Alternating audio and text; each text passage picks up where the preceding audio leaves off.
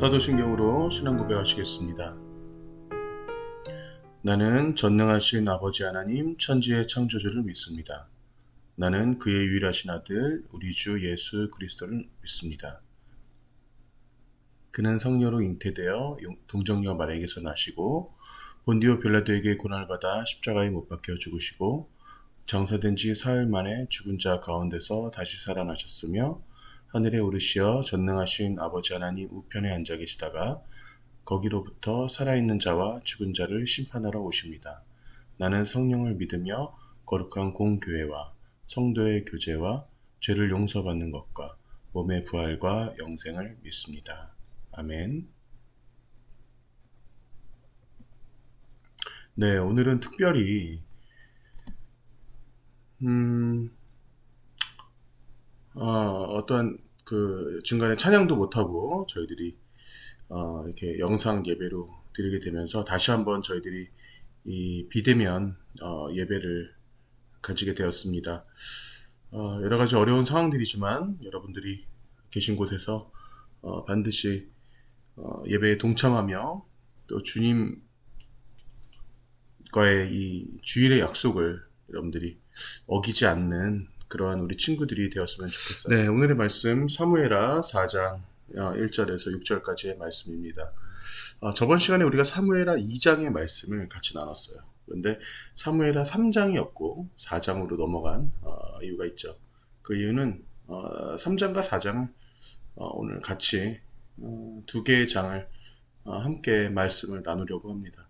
자, 그러면 같이 우리 합독해서 말씀 먼저 읽을 수 있도록 하겠습니다. 4장 1절 시작. 사울의 아들 이스보셋은 아브넬이 헤브론에서 죽었다함을 듣고 손에 맥이 풀렸고 온 이스라엘이 놀라니라. 사울의 아들 이스보셋에게 군 지휘관 두 사람이 있으니 한 사람의 이름은 바하나요 한 사람의 이름은 레갑이라. 베냐민 족속 브에롯 사람 림몬의 아들들이더라.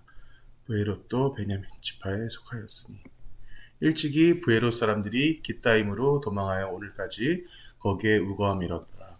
사울의 아들 요나단에게 다리 저는 아들 하나가 있었으니 이름은 무비보셋이라. 전에 사울과 요나단이 죽은 소식이 이스르엘에서 올 때에 그의 나이가 5살이었는데 그 유모가 안고 도망할 때 급히 도망하다가 아이가 떨어져 절게 되었더라. 브에롯 사람 림몬의 아들 레갑과 바하나가 길을 떠나 볕이 쬐을 때즈음에 이스보셋의 집에 이르니 마침 그가 침상에서 낮잠을 자는지라. 레갑과 그의 형제 바하나가 밀을 가지러 온 채하고 집 가운데로 들어가서 그의 배를 찌르고 도망하였더라. 아멘. 사무엘하 4장 1절에서 6절까지의 말씀입니다. 언제 해도 사실 이 영상 예배는 저한테 익숙하지가 않아요. 이제 익숙해질 만한 때가 되는데도 불구하고 참 불편한 예배인 것 같습니다. 여러분들이 앞에 없이 저 혼자 이렇게 노트북을 앞에 놓고 이제 주절주절 설교를 한다는 게 사실 참 쉬운 일은 아닌 것 같습니다. 근데 하지만 그럼에도 하나님의 말씀을 전하는 이 안의 메시지에 있어서는 아주 소중하고 아주 중요한 그 메시지들이 여러분들에게 오늘 또한 말씀이 선포될 것이라고 믿어 의심치 않습니다. 자, 일단 저번 시간에 우리가 같이 함께 했던 말씀이 제가 이 파퀴아오에 대해서 제가 설명을 했었어요. 그죠? 이 파퀴아오. 그냥 필리핀에서 아주 가난하게 살던 그러한 그 가난한 집안의 아들이면서 그리고 10대 초반에 그 소년 가장이 되고 돈을 벌기 시작하면서 이제 복싱이라는 그 길에 접어들었는데 이분에게 있어서 나이가 저랑 같아요. 예, 친구입니다, 친구. 예, 나이가 저랑 같아서. 예. 근데 우리 파키아오가 그래서 그 복싱의 길로 접어들게 되었는데 거기에서 아주 큰 성공을 이뤘죠. 근데 하지만 이분이 그 가운데에서도 어떤 행복감을 찾지 못했고 어떠한 우울감과 늘 어떠한 그 폭력과 그 술과 그 어떠한 그 뭐 음탕한 생활에 쩌들어 살다가 자기 스스로 내가 이렇게 살면 안 되겠다라는 어떤 죽음의 기로에 있었을 때 하나님을 만났다라는 어떤 이 내용. 그래서 이렇게 지금 오늘 제가 보여드리는 이 사진처럼 우리나라에 와서도 이분이 자신에게 하나님께 받은 은혜를 간증할 수 있는 이런 사람이 되었다라는 것에 제가 같이 함께 설명드리면서 과연 하나님의 일하심이 그 섭리하심이 참 대단하다라는 그런 생각을 다시 한번 하게 됐습니다. 그러면서 우리가 저번 시간에 같이 함께 나눴던 것이 이제 첫 번째로 다윗의 자세예요. 다윗의 자세. 이게 왜 나오냐?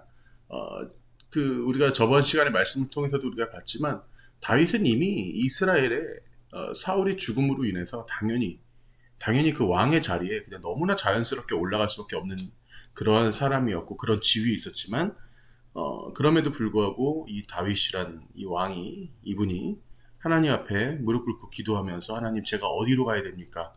아주 겸손하게 하나님께 자신의 가야 할 길에 대해서 묻는 이 다윗의 자세. 이 다윗의 이 자세가 중요한 것이 왜 중요하냐면 자세가 되지 않으면 어떤 누구든 여러분 스포츠를 할 때도 마찬가지예요. 골프를 할 때도 마찬가지고 여러분 탁구도 마찬가지거든. 기본적인 자세가 되지 않으면 그 시작 자체가 이루어지질 않아요. 제대로 뭔가를 할 수가 없는 거예요. 다윗이 이 자세가 되었기 때문에 다윗의 왕국이 올바르게 쓸 수 있었어요. 자, 이 다윗이 명확하게 하나님 앞에서 자신의 그 모습을 보여줍니다. 자, 그런데 오늘 이 재밌는 건 사무엘하 3장 4장에서는 하나님이 보여주시는 하나님의 어떤 그런 의지가 나와요. 예, 1장 2장에서는 우리가 다윗의 자세가 나왔다면 사무엘하 3장 4장에서는 하나님의 의지가 나옵니다. 하나님이 그럼 과연 어떤 의지로 지금 이 시대에 이렇게 지금 다윗과 함께 하시는지에 대해서 나와요. 이제 오늘 제가 말씀을 전하기 전에 제가 오늘 말씀을 준비하면서 참 여러 가지 생각을 했어요. 왜냐하면 큰 맥락에서는 오늘 말씀 우리 친구들이 이해하기 참 쉽지 않겠다. 그래도 이 친구들이 그래봐야 13세에서 14세에서 19세 사이에 이 아이들, 그죠? 13세부터구나, 그죠? 네. 이 아이들 참 이 말씀 이해하기 쉽지 않겠다라는 생각이 들면서도 한편으로는 그래도 이 말씀을 하나님께서 나에게 주신 이유가 있을 텐데 이거를 전달하는 데 있어서 그래도 참 깊이 더 묵상을 할 수밖에 없겠구나라는 어떤 그런 고민에 제가 일주일간 빠졌었어요. 그러면서 참 여러 가지의 것들을 이 말씀들 3장과 4장에 걸친 이 내용들에 대해서 여러분들에게 조금 더 여러분들이 스스로가 신앙적으로 여러분들이 와닿을 수 있는 어떠한 그런 말씀들에 대해서 좀 더 저도 더 많이 묵상하게 되는 시간들이었습니다. 제가 고3 때였어요. 개인적으로 제가 굉장히 공부를 잘하는 그러한 학생은 아니었지만 그래도 부족하지 않게는 했던 것 같아요. 그런데 제가 수능을 끝나고 딱 제 방에 왔을 때 제 방 한 구석에 쌓여져 있는 문제집들이 있었어요. 다 푸른 문제집이었는데 그 중에 언어 영역, 여러분 1교시 때 시험 보는 거 언어 영역이 땅바닥에서 세웠을 때 제 가슴 높이까지 쌓여져 있더라고요. 제가 언어 영역을 그렇게 많이 풀었던 것은 당연히 수능을 보기 위함도 있었지만 제가 제일 좋아하는 영역이었어요. 그때 당시에 여러분 사진 보여드릴게요. 그때 당시에 여러분 이 그림 보시면 알겠지만 염상섭의 3대 여러분 이 소설 아세요? 이거는 기본적으로 여러분 수능 현대문학에서는 반드시 읽어야 하고 알아야 하는 어떤 그런 내용들이에요. 근데 여러분 우리나라 이 근대 소설들이 상당히 훌륭한 것이 뭐냐면 이쪽 또 하나 더 보여드릴게요. 현진건의 운수 좋은 날, 그리고 진짜 제가 가슴 아리게 읽었던 그 이상의 나에게. 지금 이러한 이 소설들이 굉장히 우리나라 근대 소설들이 훌륭한 건 뭐냐면 이때 당시의 시도 그렇지만 이 시대상을 아주 잘 반영합니다. 이 시대상을 아주 잘 반영하면서도 그리고 이 안에 이 글귀 하나하나 안에 아주 함축적인 의미가 그 안에 정말 잘 담겨 있어요. 그래서 그 글을 읽다 보면 특히 운수 좋은 날 같은 경우는 여러분 어떠냐면 이 인력거꾼이 여러분들도 지금 이 내용을 아시는 분들 있으실 거예요.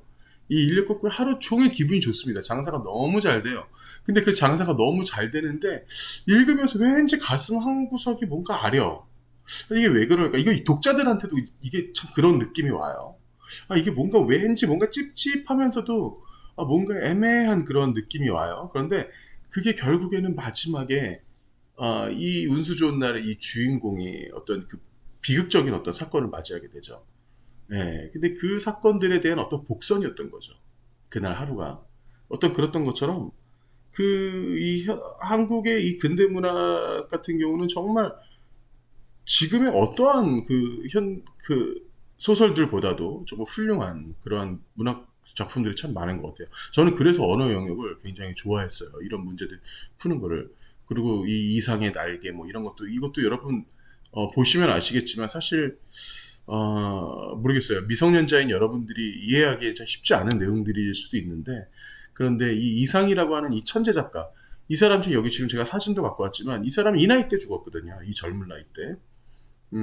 이 천재 작가가 어떻게 보면 이제 실제로 겪은 일이라고는 하는데 그 어떠한 참 아주 기묘한 아주 또 미묘한 그 어떤 그런 감정 처리가 이 안에 참 담겨져 있는데 이 인간의 삶을 아주 정말 기가 막히게 아주 참 잘 표현했던 그런 작품들이 아니었나. 그래서 더 재밌지 않았나라는 생각이 들어요. 제가 이 얘기를 하는 이유가 어쩌면 지금 우리 일상이 너무나도 아무렇지도 않게 잘 흘러가고 있지만 지금의 이 시대가 여러분 우리가 이게 한편으로 잘 생각해 보면 어쩌면 지금의 이 시대가 나중에 훗날 우리 후손들에게 아주 중요한 역사적인 한 포인트가 될 수도 있다라는 거예요. 우리는 모르지. 그때가 돼봐야 알겠지. 그죠? 그래서 어떤 한 포인트가 돼서 그때 2021년도에 그때 이런 일이 있었어 라고 하면서 지금 우리는 모르지만 어떠한 그 시대적인 부분에 있어서 나중에 우리가 후손들이 지금 이 시기를 봤을 때 아주 중요한 그 순간이 되지 않을까. 지금처럼 이렇게 혹독하게 코로나로 우리가 이제 힘든 이런 세상에서 뭐 사실 이제는 조금 더 자연스럽고 너무나 손쉽게 받아들여지고 있지만 그 일상이 돼버린 그런 코로나 시대지만 하나님께서는 분명히 이 시대에 원하시는 게 있을 거라고 생각합니다. 하나님께서는 분명히 이 시대에 도대체 우리에게 어떠한 메시지를 주시려고 하는지 우리는 지금은 잘 몰라요. 그런데 하지만 어떠한 이 소설들에서 어떤 복선과 같은 느낌이라고 저는 생각이 들어요. 예. 지금 당장 우리가 뭐 2주, 3주간 비대면 하다가 올해 한 해 내내 그랬잖아. 비대면하다가 다시 또 대면 돌아왔다가 다시 또 비대면 하다가 또 대면 돌아왔다가 지금 이 시점에 하필 또 엄청난 코로나 환자들이 발생하면서 지금 또 우리는 다시 한번 또 이렇게 비대면 예배를 또 맞이하고 있는데 하지만 뭐 이러한 상황에 있어서 지금 우리가 이러한 흐름 속에서 역사의 흐름 속에서 있지만 하나님께서 원하시는 어떤 분명히 중요한 메시지 어떤 복선이 그 안에 있지 않을까라는 생각을 합니다. 하지만 가장 중요한 것은 제가 오늘 설교의 제목으로 잡았던 것처럼 어떠한 일상의 반복이라는 거예요. 우리는 지금 어떤 일상 속에 늘 있지만 그 일상을 우리가 그냥 살아가는 이 일상을 내일은 또 월요일이야. 그 다음 날은 당연히 화요일이 되겠지. 하룻밤 자면 또 수요일 되겠지. 이 일상이 여러분 그냥 우리는 너무나 쉽게 반복이 되지만 하지만 그 하나하나 안에 그 한 날 한 날 안에 분명히 하나님이 어떤 역사하시는 아주 기가 막힌 약속들이 있을 거라고 생각을 합니다. 코로나 확진자 1300명 최초 돌파 4차 유행 본격화라고 하는 제가 이 뉴스 기사를 가지고 오면서도 참 씁쓸했어요. 야, 백신을 그렇게 많이 맞았다는데도 코로나 확진자가 1300명을 결국에 돌파하는구나. 참 어려운 시국에 있지만 여러분 이 가운데서도 여러분 이 예배를 반드시 여러분들이 주님 안에서 지키면서 또 주님 말씀 가운데 함께 거할 수 있길 간절히 소원하고 또 중요한 게 바로 뭐냐면 제가 오늘 이 설교의 어떠한 핵심이기도 한데 오늘 말씀의 핵심이기도 한데 하나님께서 과연 지금 이 시점에 이 세상이 아니라 이 나라가 아니라 과연 나에게 어떠한 메시지를 줄 것인가를 반드시 생각할 필요가 있다고 봅니다. 자, 3장 1절 잠깐 볼게요. 사울의 집과 다윗의 집 사이에 전쟁이 오래매 다윗은 점점 강하여 가고 사울의 집은 점점 약하여 가니라. 자, 사무엘 엘하 3장 1절. 자, 우리가 어떤 성경을 읽던 간에 1절에는 반드시 그 시대와 그리고 그때 그 상황에 대해서 아주 함축적으로 나타내 주는 바가 있어요. 자, 그 함축적인 게 바로 뭐냐? 바로 3장 1절 사울의 집과 다윗의 집 사이에 라는 표현이 나와요. 자, 사울의 집은 어디고 다윗의 집은 어디입니까? 사울의 집은 어디냐? 바로 사울의 진영, 다윗의 진영, 사울의 추종자, 다윗의 추종자를 의미하고 있는 거예요. 자, 사울은 이미 죽었지만 여러분 정권이 바뀐다고 해서 우리가 지금 이 시대도 마찬가지예요. 정권이 바뀐다고 해서 바뀐 정권으로 모든 사람의 마음이 다 돌아가? 아니 그렇잖아요. 그죠? 지금 우리나라도 마찬가지잖아. 그죠? 뭐 아직도 감옥에 갇혀 있는 이제 대통령을 사모하는 사람들이 있는 반면에 또 지금의 문재인 대통령을 또 따르고 사모하는 사람들이 있고 그 반대 진영도 있고 이런 것처럼 정치라는 것은 항상 이런 어떤 분쟁 가운데 있는 것이 어떻게 보면 당연해요. 지금 이 성경 안에서도 마찬가지입니다. 사울의 진영과 사울을 사랑하는 아직도 사랑하는 사람과 다윗을 따르는 이 무리들의 전쟁이 오래매라고 지금 성경에 나오는 거예요. 다윗은 점점 강해가고 사울의 집은 점점 약해가요. 당연하죠. 사울은 이미 죽었기 때문에 사울의 진영이 더 이상 커나갈 수가 없겠죠. 자, 바로 지금 이 부분에서 아주 중요한 내용이 나오는 거예요. 그렇다면 사울의 진영에 남아있는 사람들이 과연 누구인가? 아니, 사울 죽었죠. 사울의 아들 셋이 다 죽었어. 누가 남았어? 중요한 인물들이 다 죽었잖아. 그죠? 그런데 남아있는 인물들이 있습니다. 자, 한번 더 읽어볼게요. 자, 3장 6절 볼게요. 사울의 집과 다윗의 집 사이에 전쟁이 있는 동안에 라고 나와요. 제가 지금 중간에 1절을 읽고 바로 6절로 넘어갔어요. 2절에서 5절까지의 말씀들을 제가 홀랑 넘어갔습니다. 그죠? 자, 이 부분은 어떤 내용들이 있냐? 바로 다윗의 아들과 그 다윗의 아내들이 동시에 이제 소개가 돼요. 자, 이 부분은 제가 잠깐 조금만 있다가 제가 얘기 말씀드리고, 자, 이 부분에 대해서 이제 중요한 어떤 역사의 흐름 가운데 다윗에 대해서 소개를 다시 한번 한 거예요. 지금 3장에서. 그렇기 때문에 사실 이 부분도 그냥 넘어가기에는, 그냥 허투루 넘어가기에는 좀 아쉬운 그러한 말씀들이에요. 제가 잠깐 설명드릴 겁니다. 자, 다시 1절과 6절을 우리가 이어서 보면 1절에서 사울의 집과 다윗의 집 사이에 전쟁이 오래매 다윗이 강간이 됐다. 자, 6절 다시 보니까 사울의 집과 다윗의 집 사이 전쟁이 있는 동안에 아브넬이라고 나오죠. 아브넬. 사울의 집에서 점점 건세를 잡으니라. 여러분, 아브넬이 누군지 아세요? 혹시라도 제 설교를 통해서 조금이라도 이제 기억이 나는 사람도 있을 수 있어요. 아브넬은 쉽게 말해서 사울의 아주 중요한 신복이었습니다. 사울이 다니는 그 어딜 가던 간에 아주 대단한 그 군대 장관이었어요. 아브넬은. 자, 뿐만 아니라 골리앗을 죽였을 때 골리앗을 누가 죽였어요, 여러분? 다윗이 죽였지. 그렇지? 다윗이 골리앗을 죽였을 때 그 다윗을 사울 곁으로 직접 데리고 왔던 군대 장관. 그 사람이 또 아브넬이에요. 네. 아브넬이라는 사람은 사울에게 있어서는 아주 오른팔 같은 사람이었고 어떻게 보면은 그 사울의 아들들보다도 더 믿을 만한 사람이었죠. 자, 이 아브넬이 끝까지 살아남았습니다. 그래서 사울의 어떤 여긴 집이라고 나오지만 사울의 어떤 그런 뭐랄까 영향력 안에서 사울의 어떤 그런 그들의 진영 안에서 점점 큰 권세를 잡아서 아브넬이 사실은 약간 좀 생각이 있었어요. 어떤 생각이 있었냐? 정치적인 생각이 있었죠. 네, 그래서 사울이 죽고 난 다음에 다윗이 일어날 거라고 생각을 하지 않았어. 이게 정치적인 생각을 갖고 있는 사람들이 여러분 생각이 다 다릅니다. 지금 우리나라도 마찬가지잖아. 우리나라 지금 좀 있으면 대통령 선거 이제 얼마 안 남았어요. 그러니까 지금 나라가 지금 분분하잖아. 뭐 누가 올라가고 누가 몇 %고 누가 올라가고 누가 몇 %고 이렇게 올라가잖아. 그러면 그 진영에 있는 사람들은 각자 자기가 추종하는 사람들이 다 대통령이 될 거라고 생각을 해.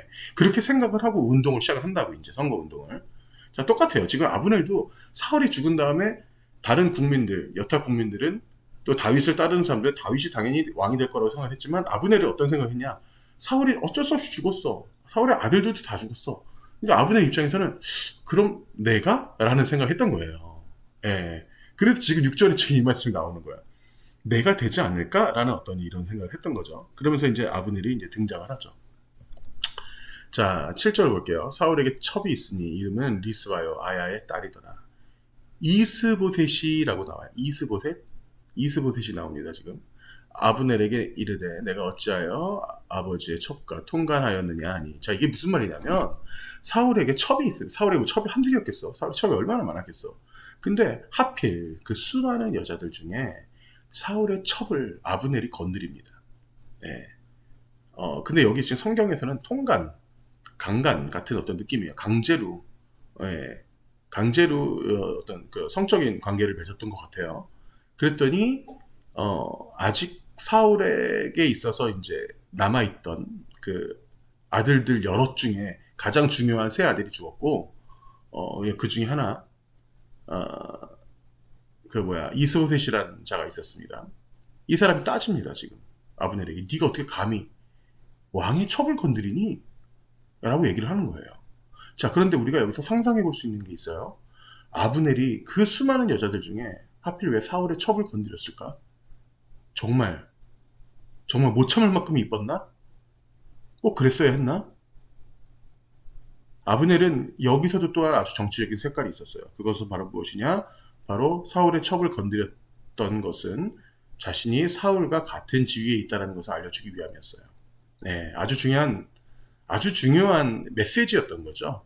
네, 그래서 굳이 그녀가 어떤 여인이었는지 모르겠지만 그녀를 아내로 맞은 것도 아니고 그녀를 무력으로 여기서 지금 통간이라는 표현을 썼다라는 것은 이런 장면을 굳이 구사했다라는 것은 그만큼 내가 힘이 있는 자다라는 것을 어떤 누구만큼 사울만큼 아주 정치적인 지금 메시지가 이 성경 안에 지금 담겨져 있는 겁니다.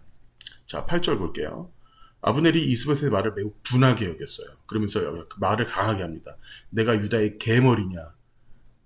내가 오늘 당신의 아버지 사울의 집과 그의 형제와 그의 친구에게 은혜를 베풀어 당신을 다윗의 손에 내주지 아니하였거늘 당신이 오늘 이 여인에게 관한 허물을 내게 돌리는도다. 이게 무슨 말이에요?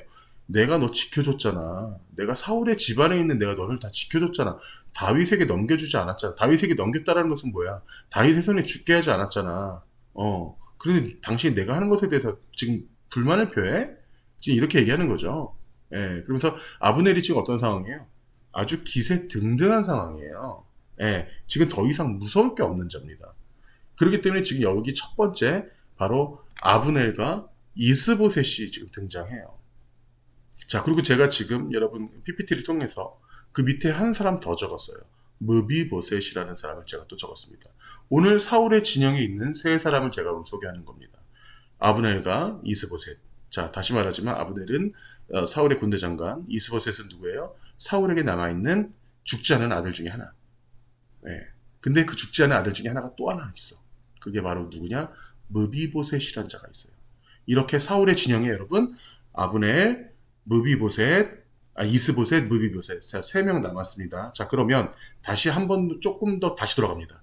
자, 3장 2절에서부터 5절까지 잠깐 돌아가는데, 자, 성경을 제가 보진 않겠어요. 제가 간단하게 일단 설명을 합니다. 그 부분을 설명하는 이유는 뭐냐면, 이제 다윗에 대해서 나와요, 간단하게. 다윗의 아내 누구의 아들 누가 있고, 다윗의 아내 누구의 아들 누가 있고, 이렇게 소개가 딱 되는데, 지금 이 장면은 다윗의 진영과 사울의 진영이 명확하게 이렇게 있다라는 중요한 인물들을 이렇게 보여주는 거예요. 자, 그런데, 여기서 우리가 조금 짚고 넘어가야 될 것은 뭐냐면, 제가 처음에 우리가 그 다윗이 이제 기름 부음을 받을 때 그때 이제 사무엘이 하나님께 말씀을 받아서 했던 얘기가 있어요. 그게 바로 뭐냐? 왕은 뭐를 많이 두지 말고 많이 두지 말아라 한 세 가지가 있었어요. 제가 오늘 PPT를 그거 굳이 적진 않았어요. 그 세 가지가 뭐냐? 바로 첫 번째, 말을 많이 두지 마라. 여러분 기억날려나 모르겠어. 물론 안 날 수도 있겠지. 근데 괜찮아. 제가 어차피 한 번 더 얘기하니까. 자, 첫 번째, 말을 많이 두지 말아라. 자, 두 번째는 재물을 많이 두지 말아라 라고 하는 겁니다. 자, 그리고 세 번째는 아내를 많이 두지 말아라 라고 하는 겁니다. 그래서 이 참 독특해요, 여러분. 이 세상에 정말 인류 전체를 두고 봤을 때 여러분, 말이 부족한 왕이 어디 있겠어, 세상에. 그지? 재물이 부족한 왕이 어디 있겠어. 그죠? 그리고 후궁을 포함해서 아내가 부족한 왕이 어디 있냐고. 이건 우리나라도 마찬가지잖아. 근데 이 하나님이 생각했던 이 왕국은 정말 기가 막힌 거예요, 여러분. 정말 이거는 우리가 성경을 참 읽으면 읽을수록 하나님의 어떤 그 섭리하심이 굉장히 인간적이라고 하는 게 되게 웃기네. 하나님이 신인데 뭐라고 얘기해야 되지? 하나님은 굉장히 인격적이고 아주 공의로우신 분인 거예요. 정말 굉장히 훌륭한 겁니다. 여러분 이게 왜 그런 줄 아세요? 제가 이 부분을 제가 조금 더 짚고 넘어가면 말을 많이 두지 말라는 것은 여기서 정확하게 병마를 얘기하는 겁니다. 이 병마는 뭐예요? 전쟁할 때 쓰는 거죠. 전쟁할 때 여러분 그때 당시 고대 사회잖아. 지금처럼 무슨 뭐 엄청난 무슨 큰 대형 무기가 있고 이런 게 아니잖아. 여러분 병마를 가진 군사 한 명이 여러분 병마를 가진 군사 한 명이 못해도 20명, 30명을 상대할 수가 있어요. 말이 없는 병사 20명, 30명 한꺼번에 상대할 수가 있습니다.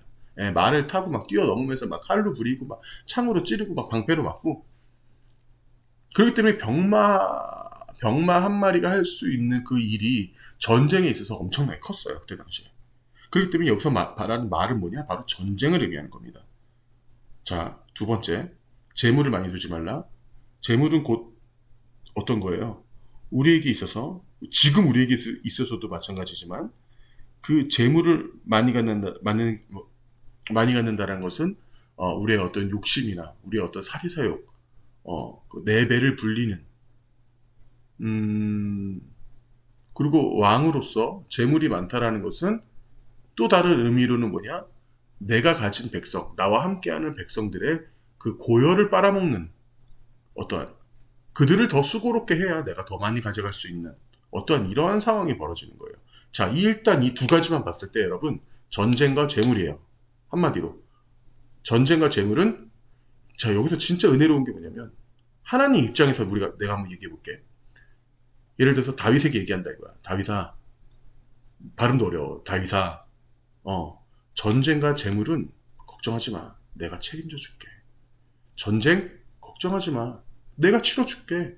내가 싸워 줄게. 재물 필요하니? 물질이 필요하니 걱정하지 마. 너 배고프지 않게 해줄게.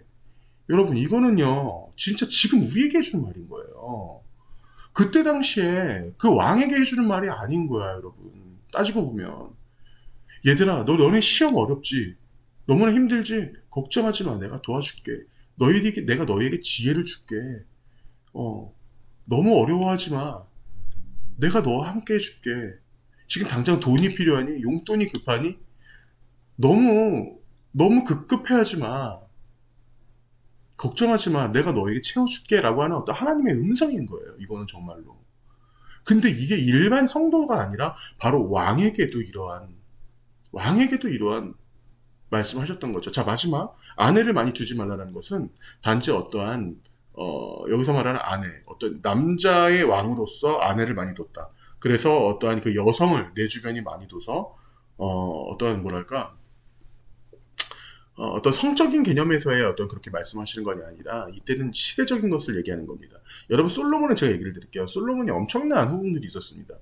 그 솔로몬이라는 왕이 그 지혜의 왕이고 엄청난 훌륭한 왕이었음에도 불구하고 그 여러 나라에서 수많은 후궁들을 들여서 자신의 아내를 많이 만들 수밖에 없었던 이유가 있었어요.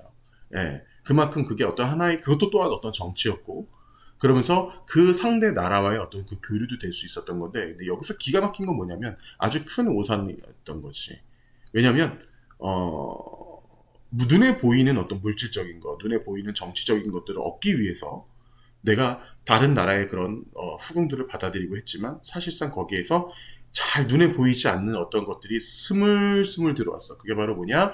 여인이 들어왔을 때, 그 아내가 들어왔을 때, 그 각 나라에 있는 그 아내들이 각 나라에 있는 자신이 모시는 잡신들을 다 데리고 왔다는 사실인 거야. 여기서 말하는 아내를 많이 두지 말라라는 것은 뭐냐?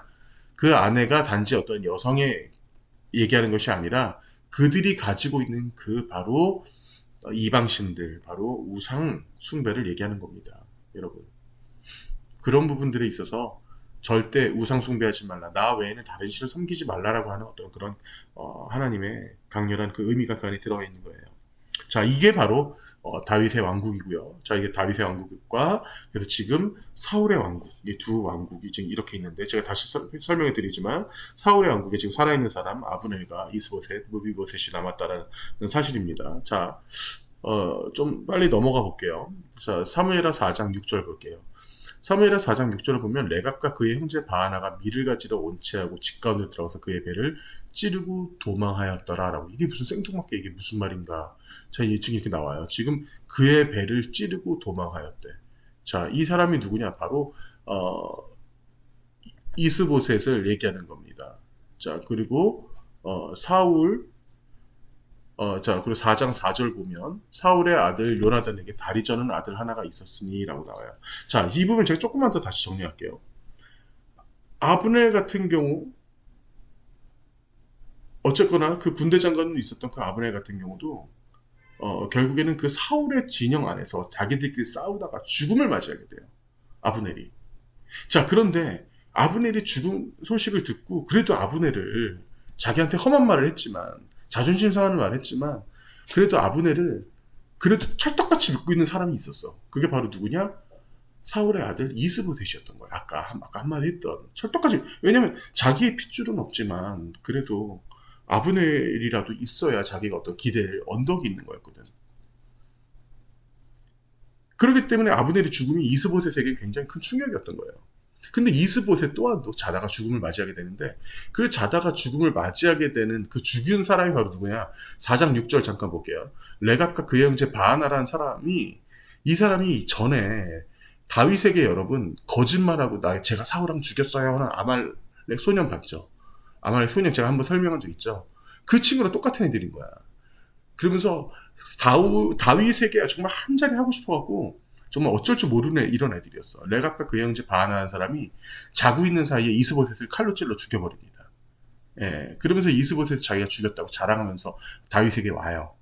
예, 그런데 다윗이 그걸 기뻐했겠냐고. 절대 기뻐하지 않았겠죠. 네가 감히 뭔데? 하나님이 주신 생명을 그렇게 죽였냐? 하면서 다윗의 손으로 직접 이스보셋을 장례를 치러줍니다.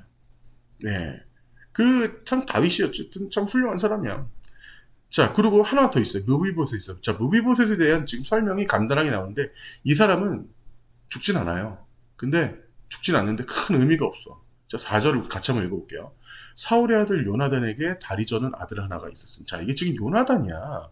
요나단은 누구야? 다윗의 친구였지. 다윗의 친구, 내 친구의 아들인 거야. 이름은 무비보셋이야. 그죠? 그런데 전에 사울과 요나단이 죽은 소식이 이스라엘에서 올 때 그의 나이가 5살이었어요. 근데 그 유모가 않고 도망하다가 어디 대구대구 굴렀던 거예요. 그래서 아이가 떨어져 절게 되었어. 제가 오늘 여러분들에게 그 같이 보내드린 주보가 하나 있을 거예요. 그 주보에 그림이 있어. 그 주보의 그림을 보시면 다윗에게 그 절하고 있는 그 친구가 나오는데 그 친구가 바로 무비보셋이에요. 자, 성경에서 지금 이렇게 나오지만 이 친구 같은 경우는 다리를 절게 돼서 장애인이 된 거예요. 자, 장애인이 됐는데 두 다리를 다 절어. 두 다리가 다 망가진 상황인 거예요. 자, 제가 절대 장애인을 폄하하는 게 절대 아닙니다. 절대 폄하하는 것이 아닌데 우리가 지금 이 장면만 보더라도 여러분 결과적으로 하나님이 지금 하시는 일이 어떠신가 잘 보세요.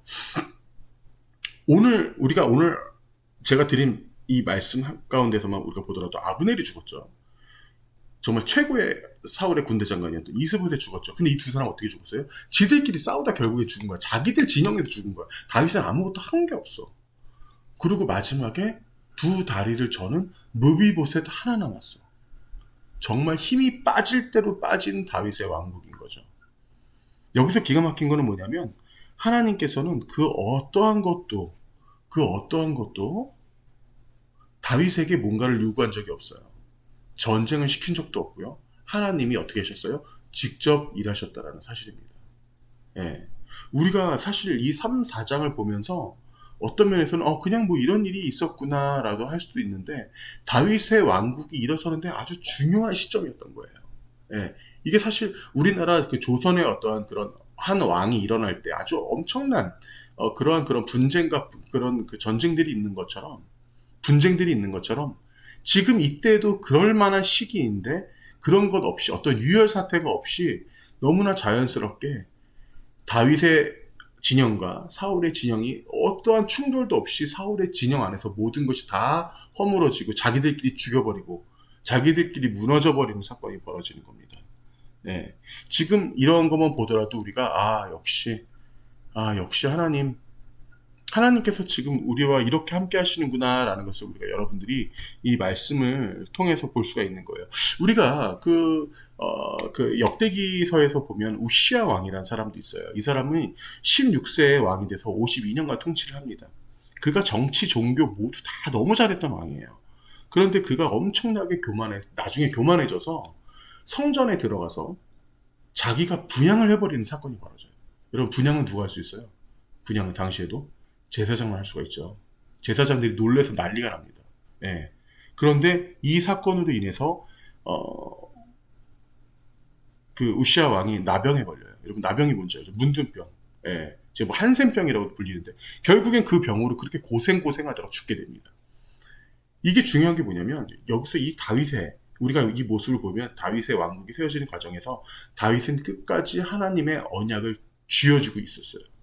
끝까지 하나님의 그 언약 가운데 있었고 하나님의 말씀을 끝까지 쥐고 있었고 하나님을 놓치지 않고 있었을 때 결과적으로 하나님께서 그 어떠한 일도 자연스럽게 정말 다윗의 손에 피를 묻히지 않고 그 모든 과정들을 하나님께서 이루셨다라는 사실들을 우리가 알 수 있습니다. 이 왕국을 주신 것은 모두 하나님이 주신 은혜이며 오로지 하나님이 하신 일인 건데 때로는 제가 이 말씀을 준비하면서 그런 생각을 하게 돼요.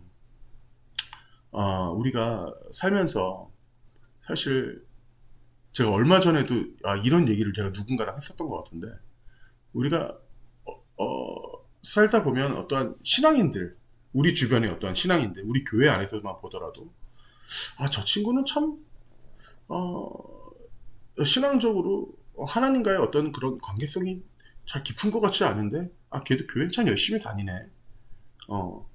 교회는 단지 그냥 교회를 오래 다니는 것이 중요한 것이 아니라 우리들의 삶에 있어서 막 성경도 막 열심히 읽고 막 진짜 막 뜨겁게 기도하고 이런 모습이 보이지 않는 것 같지만 그래도 왠지 그 사람을 보면 끝까지 하나님을 절대 놓치지 않을 것 같은 어떤 그런 느낌의 사람들이 우리가 볼 때가 있습니다.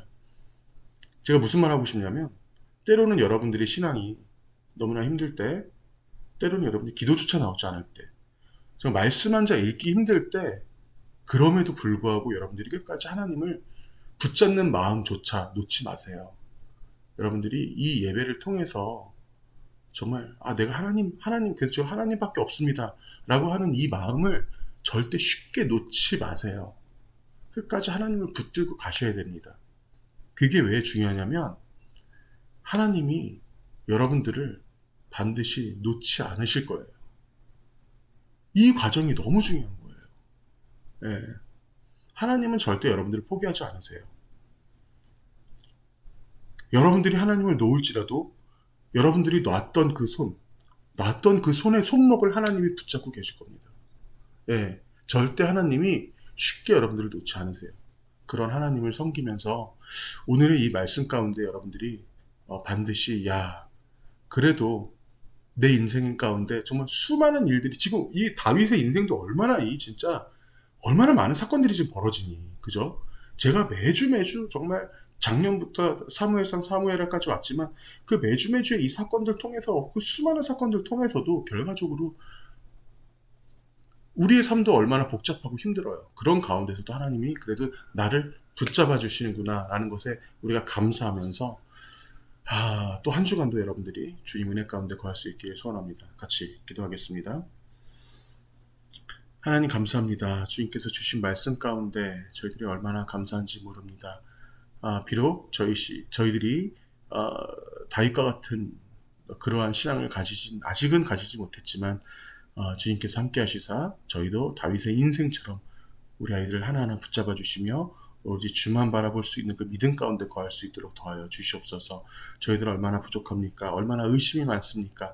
하지만 그 어떠한 상황에서도 주님 우리 아이들 절대 놓지 말아 주시고 언제나 저희들 주님의 말씀만 붙잡고 그 말씀 사모하면서 나갈 수 있도록 주님께서 더하여 주시옵소서. 우리 아이들의 건강과 우리 아이들의 가정과 우리 아이들의 학업과 이 아이들이 살아가는 그 모든 과정 속에 반드시 주님께서 직접 개입하시며 직접 주님께서 운행하여 주시옵소서.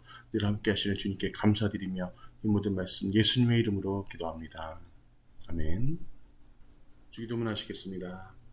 하늘에 계신 우리 아버지의 이름을 거룩하게 하시며 아버지의 나라가 오게 하시며 아버지의 뜻이 하늘에서와 같이 땅에서도 이루어지게 하소서.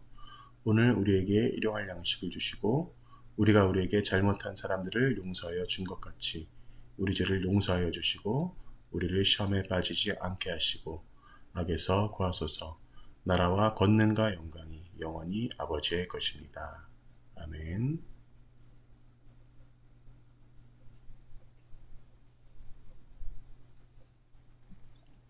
자, 마지막으로 7월 말씀 제가 여러분들과 저번 주에 같이 한번 읽었죠?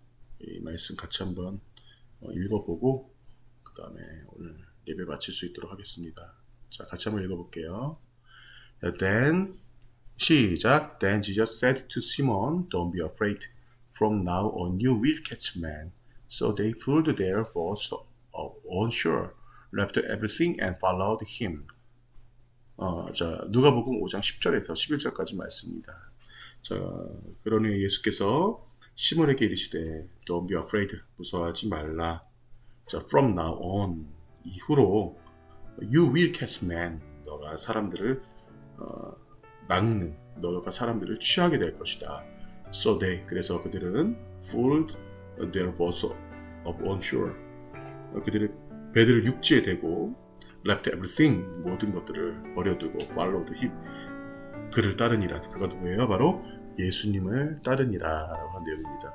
자, 저의 모든 것들이, 여러분들의 모든 것들이 다 없어질지라도 절대 주님만을 놓지 않는 삶을 함께 하시길 간절히 소원하면서 한 주간도 정말 주님 안에서 거룩하고 활기차게 보낼 수 있길 제가 반드시 기도하겠습니다. 감사합니다.